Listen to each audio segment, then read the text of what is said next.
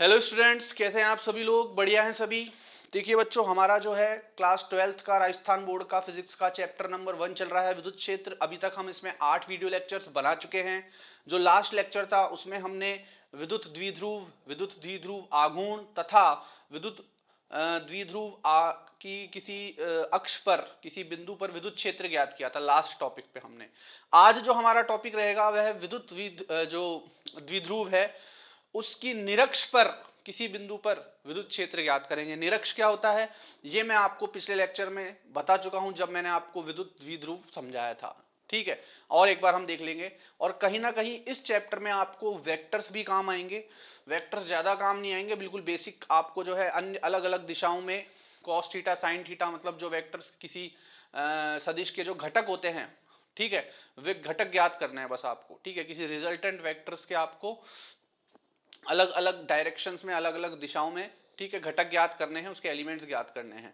तो आप लोग अपनी कॉपी और पेन के साथ तैयार हो जाइए। अब हम स्टार्ट कर रहे हैं विद्युत द्विध्रुव की निरक्ष पर किसी बिंदु पर विद्युत क्षेत्र कितना होता है। इसमें भी हम डेरिवेशन करेंगे, तो तैयार हो जाइए आप लोग। अब देखिए, हमारा जो टॉपिक है वह है विद्युत द्विध्रुव के कारण उसकी अक्ष के मध्य बिंदु से निरक्ष पर r दूरी पर स्थित बिंदु पर विद्युत क्षेत्र। तो पहले तो आप टॉपिक को समझिए, इसकी हेडिंग को समझिए।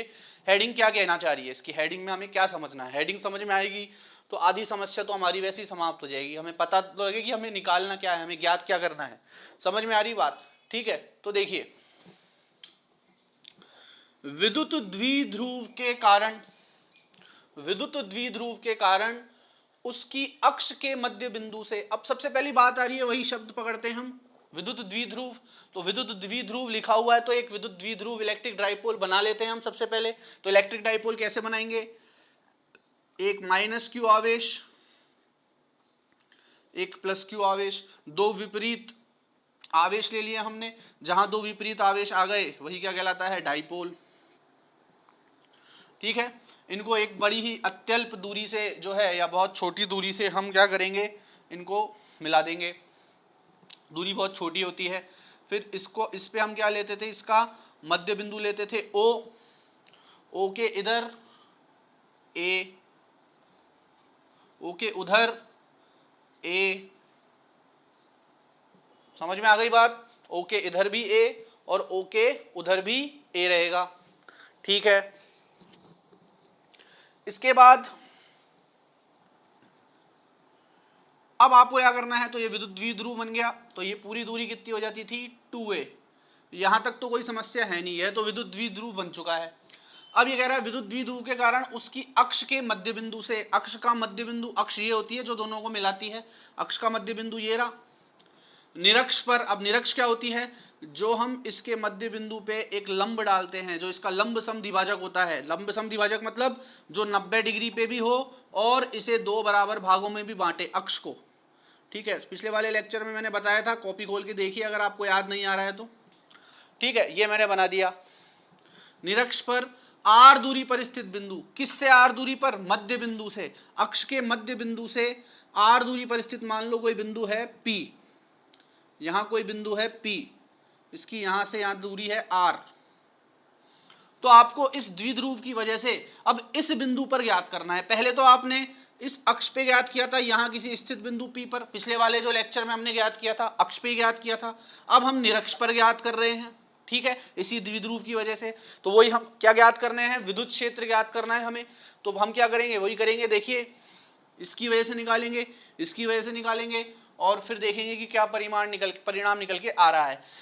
तो देखिए, ये प्लस क्यू है, प्लस क्यू आवेश है, ये माइनस क्यू आवेश है। इसको ए मान लेता हूं, इसको बी मान लेता हूं। ये 1 नंबर का हो गया आवेश मान लो एक बार के लिए, और ये 2 नंबर का हो गया आवेश। ठीक है, तो प्लस क्यू की वजह से, प्लस क्यू की वजह से, या बी रहने दो इसको, 1 नंबर 2 नंबर नहीं लिखना चाहो तो आप, तो बी बिंदु पर स्थित जो आवेश है उसकी वजह से, मतलब प्लस क्यू आवेश की वजह से इस बिंदु P पर, इस बिंदु P पर विद्युत क्षेत्र किस ओर लगेगा? बाहर की ओर, क्योंकि प्लस क्यू की वजह से या प्लस आवेश की वजह से जो विद्युत क्षेत्र होता है वो बाहर की ओर निकलता है। ठीक है, तो मैं कह सकता हूं इसकी वजह से ये जो विद्युत क्षेत्र होगा ये बाहर की ओर होगा। ये किसकी वजह से होगा? बी की वजह से। तो मैं इसको कह सकता हूँ ये विद्युत क्षेत्र हो गया ई बी, पी पे लग रहा है बाहर की ओर। और माइनस की वजह से विद्युत क्षेत्र किस तरफ होता है? माइनस की तरफ। तो माइनस की वजह से पी पे जो विद्युत क्षेत्र लगेगा वो इस तरफ लगेगा, ठीक है, इस तरह से। ये किसकी वजह से है? ए की वजह से। तो ये मैं कह सकता हूँ ई ए की वजह से विद्युत क्षेत्र, प्लस की वजह से बाहर की ओर ई बी, और माइनस की वजह से अंदर की ओर ई ए। यहां तक कोई समस्या नहीं होनी चाहिए आप लोगों को, ठीक है। चलिए इस लाइन को मैं पूरा ही बना देता हूं। अब देखिए, मान लो ये कोण जो है, इसमें कुछ रचना करनी पड़ेगी मुझे। एक तो इस रेखा के समांतर एक रेखा खींचूंगा मैं।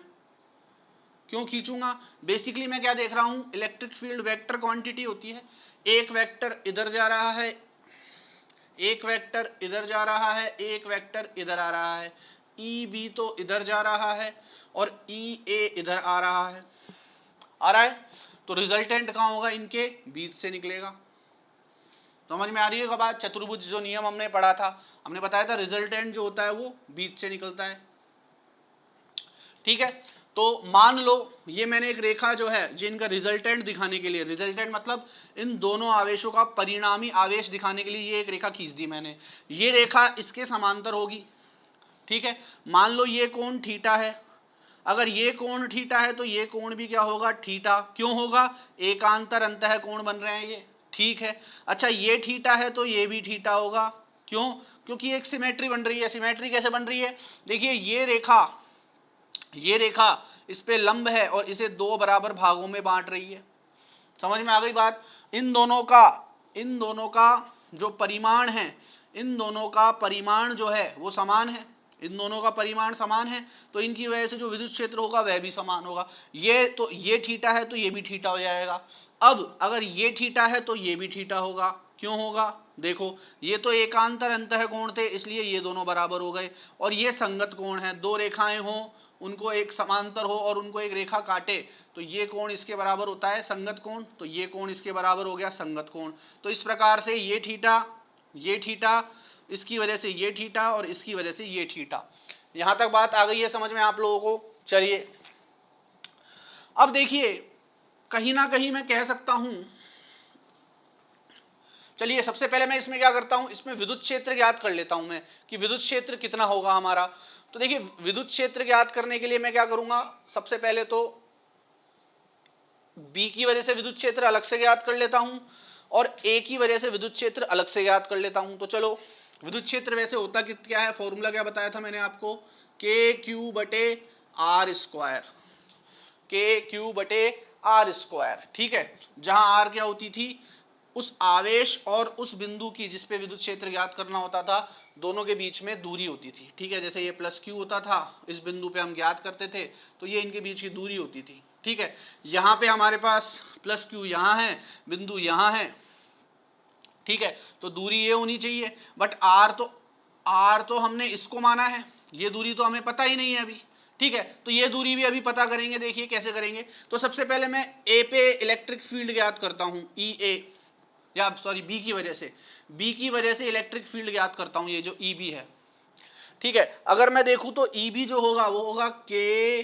क्यू बटे आर स्क्वायर। आर क्या होती है, आवेश और बिंदु के बीच की दूरी, पता तो है नहीं पर मैं ज्ञात कर सकता हूं। कैसे? देखो, क्या ये एक समकोण बन रहा है, क्या समकोण त्रिभुज बन रहा है क्या? बिल्कुल बन रहा है सर, ये एक समकोण त्रिभुज बन रहा है। ये आधार है, ये लंब है, तो ये कर्ण हो जाएगा। ये आधार है, ये लंब है, तो ये कर्ण हो जाएगा बिल्कुल, क्योंकि ये क्या बन रहा है, एक समकोण त्रिभुज बन रहा है, ठीक है। ये क्या बन रहा है, एक समकोण त्रिभुज। तो मैं कह सकता हूं कर्ण क्या होता है, अंडर रूट आधार स्क्वायर प्लस लंब स्क्वायर, अंडर रूट आधार स्क्वायर प्लस लंब square, under root are square plus A square लिख देता हूं इसको मैं, ठीक है। तो इन दोनों के बीच की दूरी कितनी हो गई, under root are square plus A square. इसी प्रकार से ए पे ज्ञात कर लेता हूं, ई ए, वही क्या हो जाएगा, के क्यू। देखो, अभी मैं सिर्फ परिणामी रूप में ज्ञात कर रहा हूं, दिशा के रूप में ज्ञात नहीं कर रहा हूं, वेक्टर नहीं लगाया मैंने इस पे, ठीक है, अभी सिर्फ परिमाण याद कर रहा हूं मैं। तो इन दोनों का परिमाण तो समान लेते हैं हम, जब हम विद्युत द्विध्रुव की बात करते हैं तो माइनस क्यू और प्लस क्यू का परिमाण तो समान होता है। तो आपको यहाँ चिन्ह लगाने की जरूरत नहीं है माइनस की वजह से, ठीक है, वो तो हम तब लगाते जब हम दिशा की बात कर रहे होते, पर यहाँ तो हम परिमाण की बात कर रहे हैं, क्योंकि मैंने इस पे वेक्टर लगाया ही नहीं, अभी परिमाणी रूप में, परिणामी रूप में ज्ञात कर रहा हूँ, वेक्टर रूप में, सदिश रूप में तो मैं बाद में ज्ञात करूंगा, तो माइनस लगाने की जरूरत नहीं है, सिर्फ परिणाम। तो परिणाम तो के क्यू बटे अंडर रूट। अब देखो इसमें आवेश और बिंदु के बीच की दूरी क्या होगी, जो ये होगी वही होगी। क्यों? क्योंकि अब ये एक समकोण त्रिभुज बन रहा है, ये आधार है, ये लंब है, तो कर्ण ये होगा, क्या होगा, अंडर रूट लंब स्क्वायर प्लस आधार स्क्वायर। तो मैं कहीं ना कहीं कह सकता हूं कि ये जो दूरी होगी, ई ए अंदर लिख देता हूं मैं, under root are square plus A square होगी, under root are square plus A square होगी ये दूरी भी, ठीक है। अब देखिए ई ए बराबर कितना हो जाएगा, under root are square plus A square, E a भी इतना आ जाएगा और ई भी इतना आ जाएगा। मतलब जो बी की वजह से विद्युत क्षेत्र है वह कितना आया, परिमाणी रूप में या परिमाण के रूप में, के क्यू बटे under root are square plus A square. B की वजह से, ए की वजह से जो विद्युत क्षेत्र है वह कितना आया, के क्यू बटे under root are square plus A square. तो मैं कह सकता हूं ई बी और ई ए बराबर है, ई बी और ई ए बराबर मान सकता हूं मैं, और इन दोनों को मैं बराबर मान लेता हूं ई के।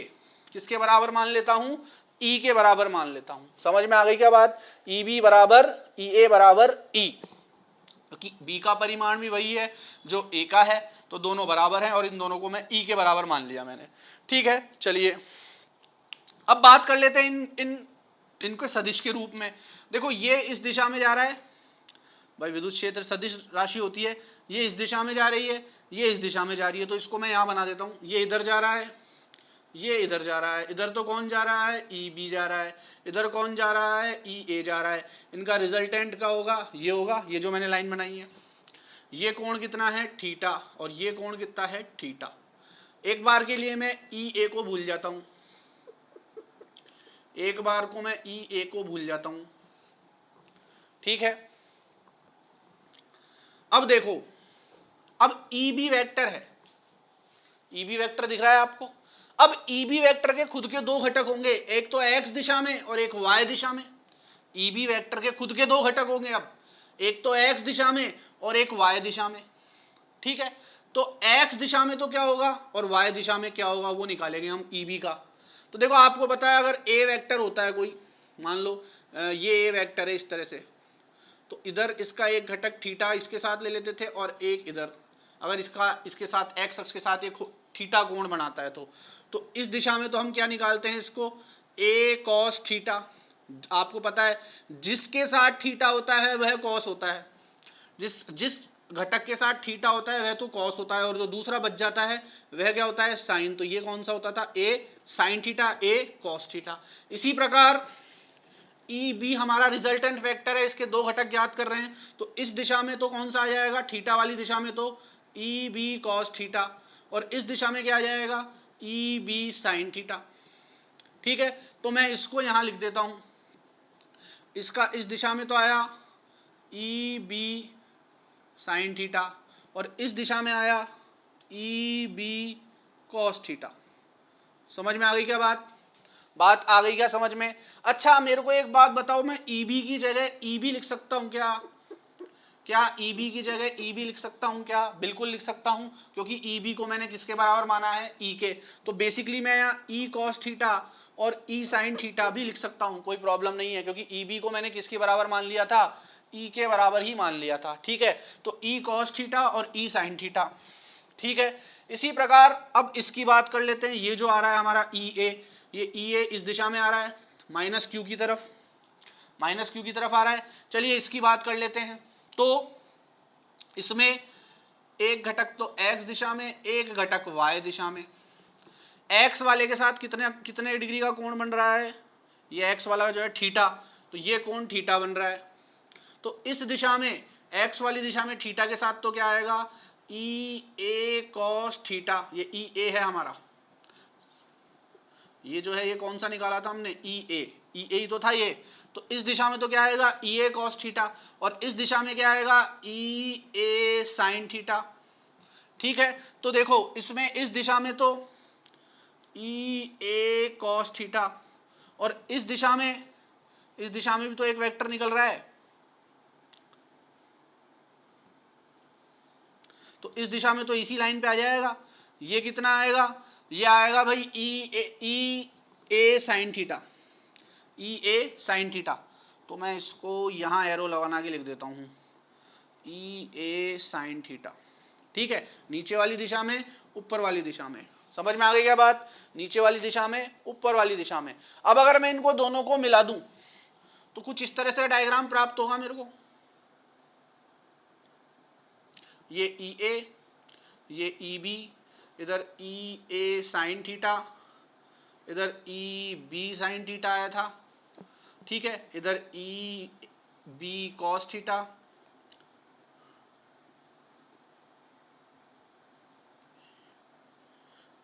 और इधर ई ए कॉस थीटा नीचे। ठीक है, ये आया था हमारे पास। अब कहीं ना कहीं ई बी ई ए और किसके बराबर था, ई के, तो मैं इन सभी को क्या बना सकता हूँ, ई बना सकता हूँ, कि इसका इधर ई साइन थीटा, इसका इधर ई कॉस थीटा और ई कॉस थीटा, और इधर भी ई साइन थीटा। ठीक है, ये ई ए था, ये ई बी था। अब देखिए ये ई साइन थीटा तो ऊपर की तरफ और ये ई साइन थीटा नीचे की तरफ, दोनों का परिणाम भी समान है, ई साइन थीटा मैग्नीट्यूड समान है, मॉड समान है दोनों का, और दिशा कैसी है, विपरीत। तो ये तो इससे कट जाएगा, ये तो इससे कट जाएगा। अब रही बात इन दोनों घटकों की, तो ये दोनों एक ही दिशा में है, ई कॉस थीटा, तो ये आपस में जुड़ जाएंगे, ये आपस में क्या होंगे, जुड़ जाएंगे। तो E cos theta plus E cos theta आ जाएगा 2e कॉस थीटा। ठीक है, एक बार आप ऐसा करिए, इस चित्र को बना लीजिए, ये आप पॉज करके इसको नोट कर लीजिए, और पॉज करके एक बार इन चित्रों को, तीनों चित्रों को बना लीजिए, क्योंकि मेरे पास जगह कम है तो मैं इसको इरेज करूंगा। ठीक है, तो इसको आप एक बार नोट कर लीजिए पूरे को, फिर मैं ये पूरा इरेज कर दूंगा। तो आप पॉज करके इसको नोट कर लीजिए, एक बार पॉज करके नोट कर लो इसको।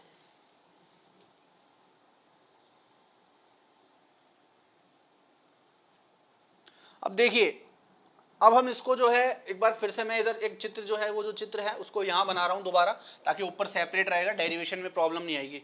तो जिसको भी प्रॉब्लम है, अभी भी समझ में नहीं आया, दोबारा देख लो। पहले एक द्विध्रुव बनाया, माइनस क्यू प्लस क्यू, दोनों के बीच में दूरी ले ली, कुछ थोड़ा बड़ा बना देता हूँ यहाँ चित्र में, माइनस क्यू प्लस क्यू, दोनों के बीच में दूरी ली, ए बी।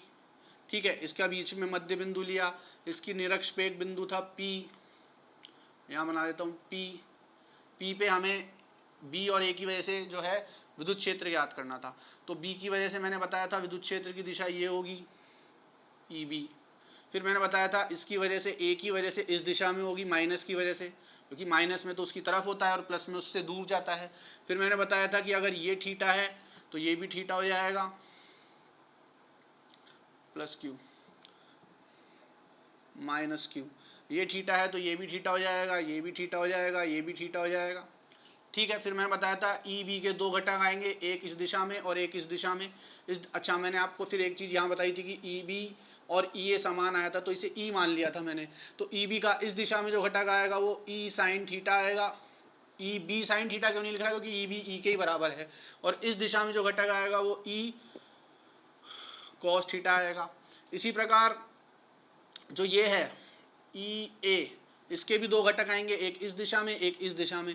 जो इस दिशा में घटक आएगा वो तो आएगा ई साइन थीटा या ई ए sine theta, but E a भी किसके बराबर है, ई के। और इस दिशा में थीटा के साथ क्या आएगा, ई कॉस थीटा। फिर मैंने आपको बताया था कि ये कुछ इस तरह से चित्र बन जाएगा दोनों का। अगर अपन वेक्टर की बात करें, ये ई ए था, ये ई बी था। ठीक है, तो इस दिशा में इसका घटक ई कॉस थीटा,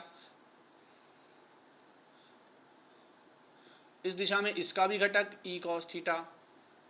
ठीक है, इस दिशा में इसका घटक ई साइन थीटा, इस दिशा में इसका घटक ई साइन थीटा।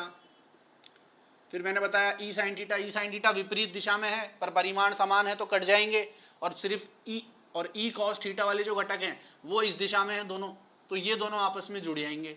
समझ में आ गई क्या बात, ये दोनों जो है आपस में जाके उधर जुड़ जाएंगे। तो मैं कह सकता हूं कि जो ई नेट है, या कुल जो ई है इस दिशा में, इस बिंदु P पर, वो मैं क्या कह सकता हूं, अब यहाँ पे देखो, वो मैं कह सकता हूँ कि भाई ई नेट जो है या ई कुल जो है, कुल ई इस दिशा में वो कितना है, ई कॉस थीटा तो ऊपर वाले का और ई कॉस थीटा नीचे वाले का प्लस ई कॉस थीटा। तो ये कितना आ जाएगा, ई नेट, या ई नेट लिख देता हूँ, इसको कुल लिख लो या नेट लिख लो, कोई फर्क नहीं पड़ता। ई नेट कितना आ जाएगा, 2e कॉस थीटा आ जाएगा क्या, बिल्कुल आ जाएगा 2e कॉस थीटा।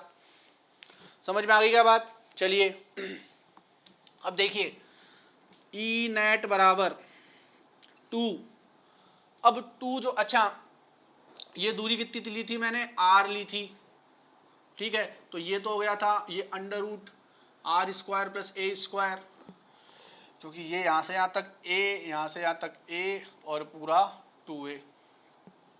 समझ में आ गई बात।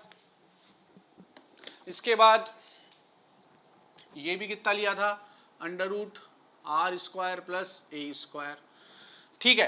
तो मैंने अभी, आप इससे पहले जो आपका इरेज किया था उससे पहले मैंने आपको बताया था कि ई जो है, यहाँ इसको यहाँ लिख देता हूँ मैंने बताया था ई ए बराबर ई बी बराबर ई आ गया था, क्योंकि ई ए ई बी और ई कितना आया था, के क्यू बटे under root are square plus A square.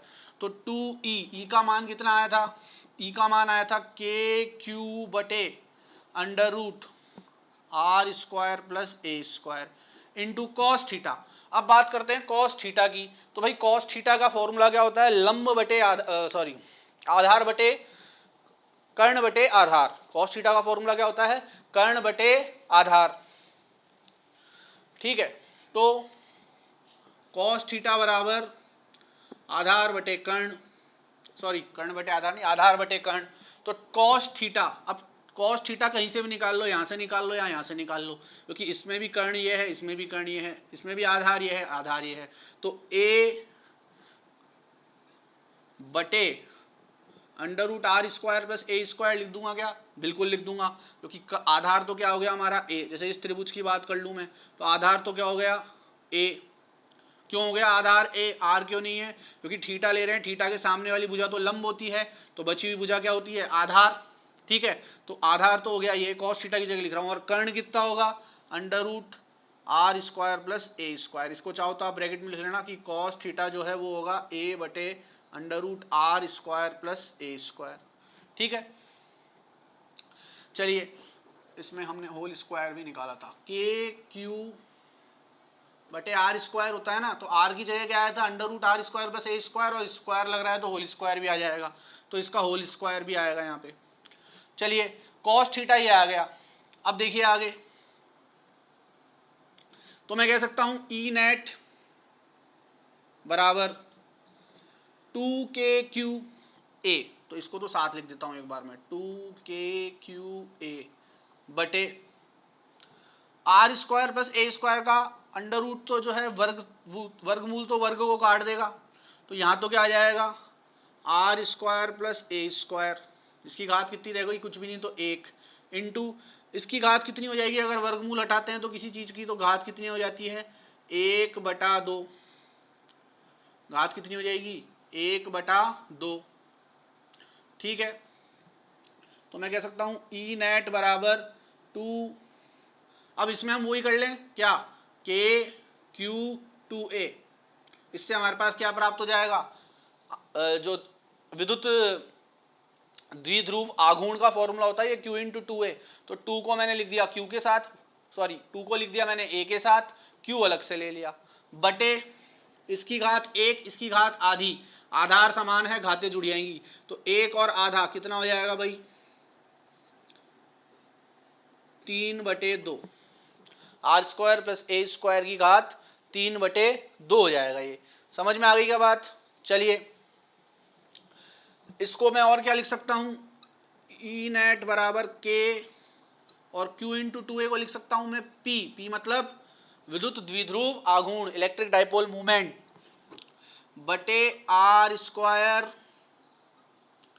Plus A square की घात 3/2, ठीक है। तो यहां तक आप एक बार कॉपी कर लीजिए, यहां तक कॉपी कर लीजिए, इसको इरेज करके फिर आगे देखते हैं, इसको पॉज करके इसको कॉपी कर लीजिए यहां तक, फिर आगे देखते हैं। कॉपी कर लो इसको,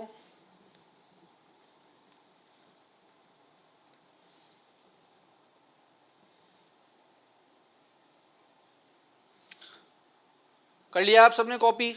चलिए देखिए, अब इसमें जो है हमने ये लास्ट में निकाल लिया कि भाई ई नेट बराबर आ गया के पी, इसको क्लियरली लिख देता हूं मैं, आर स्क्वायर प्लस ए स्क्वायर की घात 3/2, ये आ गया हमारे पास लास्ट में। अब देखिए, अभी तक मैंने इसको सदिश रूप में ही चलाया है, सॉरी अदिश रूप में ही चलाया है, सिर्फ इसके परिमाण को लिया है अभी हमने। अब इसको वेक्टर रूप में भी देखेंगे, पर उससे पहले वही एक चीज जो हमने पहले लगाई थी कि भाई ये जो दोनों आवेश होते हैं इनके मध्य जो दूरी होती है इलेक्ट्रिक डाइपोल में या विद्युत द्विध्रुव में, इन दोनों आवेशों के मध्य जो दूरी होती है 2a, वो तो बहुत छोटी होती है। जब 2a बहुत छोटी है तो a भी बहुत छोटी होगी, परंतु r जो दूरी मैंने ली, ये पूरी पुराने वाली डेरिवेशन की कहानी है। एक बार आप पुराना वाला डेरिवेशन दोबारा देखना तो आपको काफी चीजें तो यहाँ से वही पकड़ में आ जाएगी कि हाँ वहां भी यही किया था और यहाँ भी वही कर रहे हैं हम। तो a जो है वह r से तो छोटा होगा, भाई r मैंने लिया है, अब मान लो r जो है कम से कम सेंटीमीटर में तो होगा, और ये जो दूरी है ये जो दूरी है यह इससे तो बहुत छोटी होती है, ये दूरी इससे बहुत छोटी होती है। तो मैं कह सकता हूं कहीं ना कहीं कि जो r है, r जो है वह a से बहुत बड़ा है, r जो है वह a से बड़ा है, मतलब a जो है लगभग किस ओर अग्रसर है, टेंड्स टू जीरो है, लगभग किस ओर अग्रसर है, टेंड्स टू जीरो की ओर। तो देखिए, अगर a टेंड्स टू जीरो है तो इस फॉर्मूले में मैं कह सकता हूं कि ई नेट जो है वो कितना आएगा, के पी बटे आर स्क्वायर का 3/2। ए को तो जीरो ले लिया मैंने, तो सिर्फ आर स्क्वायर बचा। अच्छा, वर्ग से वर्ग ये दो, इस दो को काट देगा क्योंकि 2 × 3/2 हो जाएगा, 2 से 2 कट जाएगा, तो क्या बचेगा, ई नेट बराबर के पी बटे आर क्यूब, के पी बटे आर क्यूब। समझ में आ गई बात? ठीक है, यह आपने पहले उतार लिया था, इसको पूरे को इरेज कर रहा हूं मैं। तो ई नेट बराबर के पी बटे आर क्यूब आ गया। परिमाण रूप में तो आप इसको ऐसे लिख सकते हैं, ठीक है। अच्छा, दिशा के रूप में लेते हैं तो कौन सी दिशा में ले रहे थे हम, इसकी निरक्ष के रूप में, तो ई वेक्टर ले लेंगे। अब कौन सी दिशा में,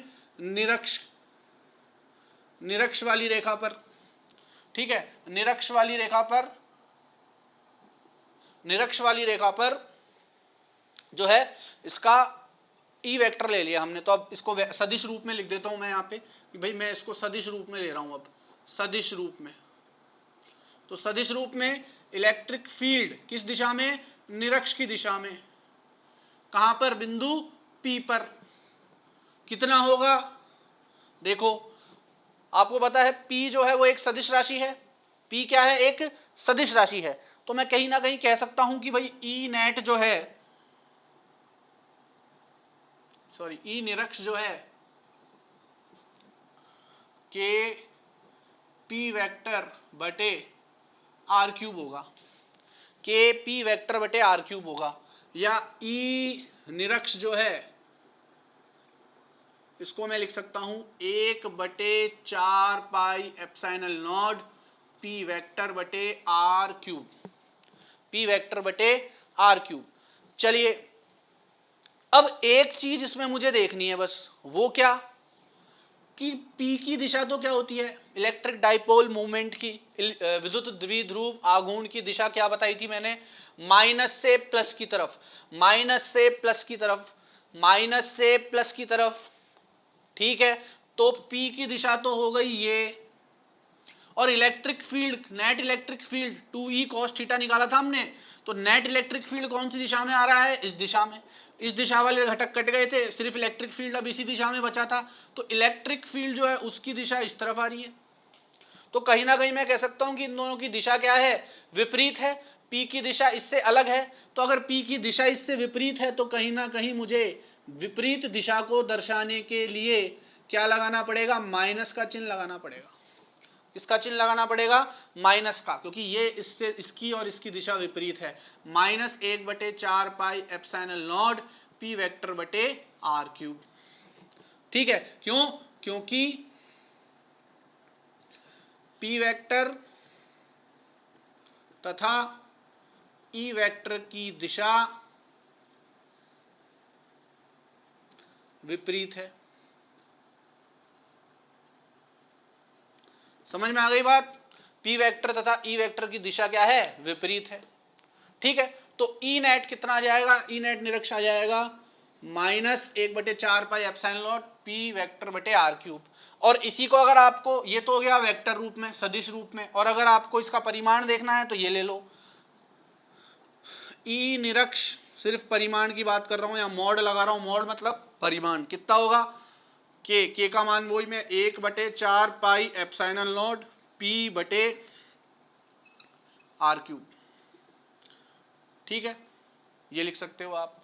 तो दोनों ही तरीके से आप इसको कर सकते हैं, 1/4 pi epsilon not P vector, इसको पूरा लिख देता हूं मैं यहाँ पे,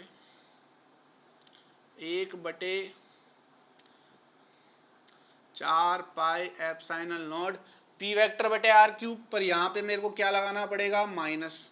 वहां जब पिछले वाली डेरिवेशन देखी थी हमने तो माइनस से प्लस की तरफ पी की दिशा थी, और इलेक्ट्रिक फील्ड भी इसी दिशा में प्राप्त किया था, क्योंकि इस तरफ का इलेक्ट्रिक फील्ड ज्यादा था तो नेट इलेक्ट्रिक फील्ड भी इसी दिशा में था, तो पी और ई की दिशा समान थी, तो वहां मैंने माइनस का चिन्ह नहीं लगाया। पर यहाँ माइनस से प्लस पी की दिशा इस तरफ और इलेक्ट्रिक फील्ड की दिशा इस तरफ आई है, आइए ना, जब हमने नेट निकाला तो इस तरफ आइए वेक्टर रूप में, तो ये इधर आ गया। समझ में आ गई बात। तो कहीं ना कहीं इसमें अंतर तो आ ही गया दिशा में, तो दिशा के अंतर को समझाने के लिए माइनस लगा दिया। जब तक हम दिशा की बात नहीं कर रहे थे सदिश रूप की, तब तक कोई दिक्कत नहीं थी, तब तक ये अपने हिसाब से चल रहा था बिना माइनस के। पर जैसे ही वेक्टर लगा तो अब दिशा भी बतानी पड़ेगी, तो दिशा विपरीत होने के कारण इसके साथ क्या लगा दिया हमने, माइनस लगा दिया।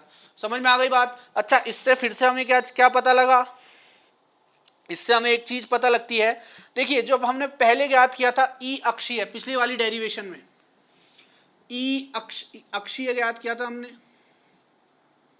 तो ई अक्षीय अगर मैं बात करूं सिर्फ मॉड के रूप में, मतलब परिमाण के रूप में, तो कितना आया था, 1/4 पाई एप्सिलॉन नॉट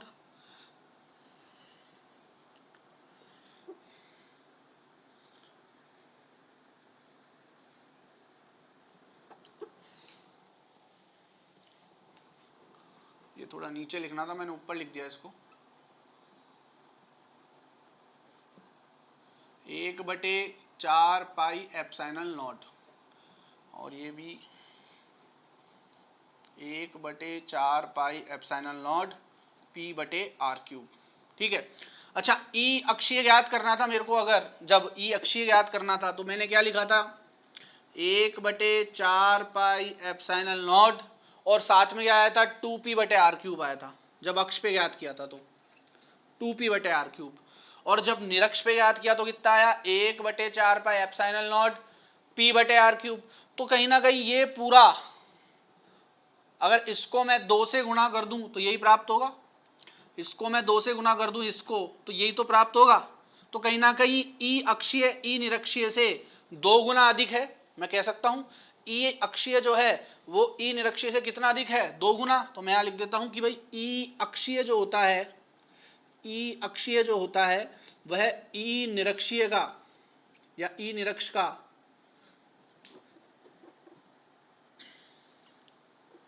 कितना होता है, 2 गुना होता है।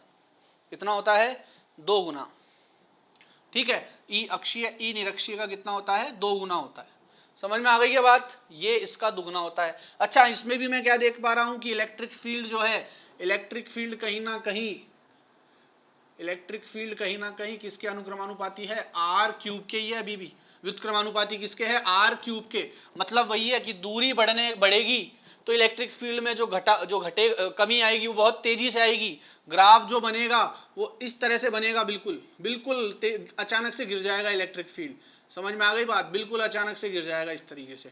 तो ये आपको ध्यान रखना है कि ये भी आर क्यूब के व्युत्क्रमानुपाती है, और अक्षीय वाले में भी हमने व्युत्क्रमानुपाती किसके निकाला था, आर क्यूब के। ठीक है, तो थोड़ा बोर्ड की जगह की कमी की वजह से हम एक साथ पूरा डेरिवेशन नहीं कर पाते हैं, बट अगर कहीं भी कोई प्रॉब्लम आती है तो इसको पीछे लेके देख लीजिए आप। ठीक है, उसके बाद कुछ समय बाद जब लॉकडाउन खत्म होता है तो एक बड़ा बोर्ड हमारे पास अवेलेबल है, तब कोई समस्या ही नहीं है, बड़े आराम से हम जो है इसको दोबारा समझ सकते हैं, कोई प्रॉब्लम नहीं है। बट अभी इसको आप चाहे बैक लेके एक बार दोबारा समझ लीजिएगा। ठीक है, चलिए, तो ये हमारा पार्ट खत्म हो गया, किसका, विद्युत द्विध्रुव के कारण उसकी निरक्ष पर इलेक्ट्रिक फील्ड कितना होता है, वेक्टर रूप में तो ये होता है, सदिश रूप में तो। ठीक है, और मॉड के रूप में ये होता है। तो इसको आप याद कर लेना, इसको याद करना है आपको। और एक चीज क्या ध्यान रखनी है कि इसमें जो डाइपोल मूवमेंट है, ठीक है, द्विध्रुव दो जो आघूर्ण है उसकी दिशा और इलेक्ट्रिक फील्ड की दिशा क्या है, अलग अलग, जबकि अक्षीय वाले में दोनों क्या थी, समान थी, क्योंकि यहाँ माइनस से प्लस जाता है तो इस दिशा में इलेक्ट्रिक डाइपोल और उस दिशा में आपका इलेक्ट्रिक फील्ड या विद्युत क्षेत्र। समझ में आ गई क्या बात? चलिए इसको कॉपी कर लीजिए पॉज करके, फिर आगे देखते हैं हम। हमारा अगला टॉपिक जो है वो है एक समान विद्युत क्षेत्र में द्विध्रुव पर बल आघूर्ण।